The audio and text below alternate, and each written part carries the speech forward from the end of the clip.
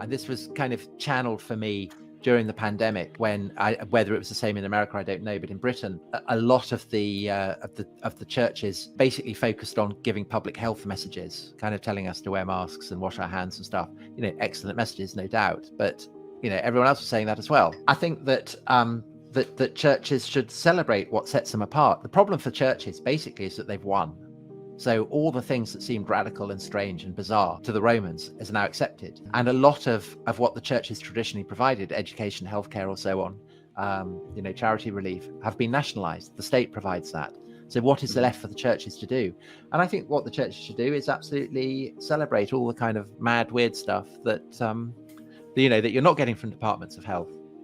So angels and God thundering from Mount Sinai and all that kind of thing, Book of Job, all that stuff. I thought the weirdest thing, in the sense of it sent shivers down my spine and opened up vistas of possibility, was the one exception that proves the rule in terms of churches not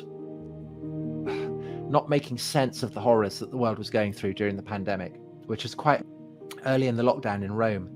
The Pope, I can't remember what he was doing. He can't have been a mass. He was some observance in St. Peter's Square, and it was completely empty, just him in St. Peter's Square. And he made prayers and did whatever he was doing. And as he was doing it, bells were clanging out over Rome, and the wailing of ambulances taking the sick to hospitals. And he went and prayed before an icon that tradition says had been sent from Constantinople in the reign of Gregory the Great, an icon of Christ, the infant Christ and the Virgin. And Gregory the Great, who was Pope in the 6th century, had become Pope during a period of plague. And his papacy existed in the context of the kind of suffering that we were going through. And he wrote a great commentary on Job, the book of Job, which is perhaps the profoundest, most troubling, and for that reason, I think, most satisfying attempt in the Bible to explain how a good God can permit evil to happen. I mean, it doesn't give an answer, but it kind of transcends perhaps the need to have an answer for that. And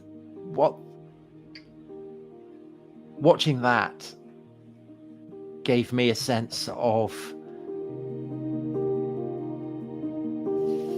the unbelievable wealth of the Christian attempt to explain why we are here. Christianity is the most successful explanation that humanity has ever come up with to explain why we're here, and why bad things happen, and why good things happen, and the whole nexus of it. And that is an unbelievable reservoir for us to draw on. And I felt that very, very strongly writing Dominion. Kind of my eyes were opened up to the incredible riches in this tradition. And I think that is part of the weirdness. Moments that enable you to feel that you're not just you in 2023, that you're part of the totality of the human experience that is perhaps embraced within the mind of God. I mean, it's a very, very profound feeling, I think.